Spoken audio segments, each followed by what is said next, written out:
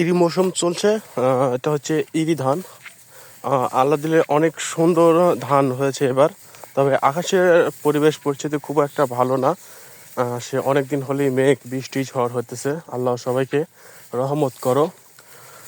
সবাই যেন ধান সুষ্ঠুভাবে ঘরে তুলতে পারে এই আশায় কামনাই করি। আল্লাহ সকল বালা মুসিবত থেকে আমাদের সবাইকে হেফাজত করুক। তো সুন্দর ধান হয়েছে, ধানের ফলন হবে ভালো ইনশাল্লাহ। আশা করা যায় আল্লাহ যদি সবাইকে সুষ্ঠুভাবে ঘরে ধান তুলতে দেয় তাহলে কৃষকরা এবার অনেক ফলন পাবে। আর এটা হচ্ছে জেনে রাখার হয়েছিল আপনার মিনিকেট ধান। যে মিনিকেট চাউল গোটা বিশ্ব পরিচিত এবং বাংলাদেশে এই প্রান্তে থেকে ওই প্রান্তে সবাই আসলে এই মিনিকেট চালের ভাত খেতে ভালোবাসে এবং ভাত খায়। এটা হচ্ছে সেই মিনিকেট ধান। তো চারিদিকে শুধু মিনিকেট ধান এখন।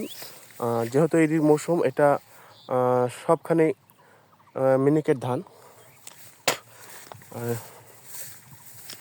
আর মোটা ধান আপাতত আমাদের হচ্ছে হলো আমন টাইমে। আর এখন চিকন ধান মিনিকেট। তো সবাই ভিডিওটা বেশি বেশি করে শেয়ার করে দেবেন, কমেন্ট করে জানাবেন যে মিনিকেট চালের ভাত কে কে খান, আর মিনিকেট চালের ভাতের কে কে খেতে কে কে ভালোবাসেন, কার কার পছন্দ মিনিকেট চালের ভাত, কমেন্ট করে জানাবেন। আর ভিডিওটা সবাই বেশি বেশি করে শেয়ার করে দেবেন যাতে মাঠের ভিতর এত সুন্দর একটা রিভিউ সবাই যেন দেখতে পারে। আসলে মাঠের এই ভিডিওটা শুধু যারা গ্রামে বসবাস করে তারা এই সৌন্দর্যটা বুঝতে পারে যে এক একটা সময় কিন্তু এই মাঠের রূপ এক এক রকম চেঞ্জ হয়ে যায়। মাত্র 8 দিনের ব্যবধানে আপনার মাঠের রূপ চেঞ্জ হয়ে যায়। প্রত্যেকটা